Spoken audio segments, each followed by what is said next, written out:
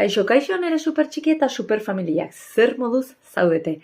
Atzo, kriston energia polita bizi izan genuen gurasoen tailerrean. Oso gauza interesgarriz hitzen genuen eta erraminta batzuk landu genitun pentsamendu eta emozioiek kudeatzeko. Bestela zer egingo dugu? Haurraren ansietatearekin zer egingo dugu? Berdina? Zer egingo dugu harremanetan arazorik baditu eta gu sufritu eta sufritu? Edo perfekzionismo horrek ez dio usten bizitzaz disfrutatzen? Ekintza behar dugu, ezta?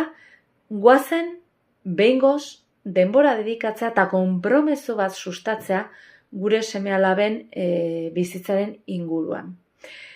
Hurrengo tailerra irailaren 15ean goizeko 10etan daukat doakoa eta online, edo goizetan ezin baduzue irailako 24ean arratsaldeko 6etan berriro egingo dugu tailerra. Ez galdu, ez utzi minak areagotzen, ze ezer ez bada egiten, gauzak ez dira bakarrik konpontzen. Tani laguntzeko prest naukazue. Benga, bialdia zuen mezu bat tailerretan parte hartzeko.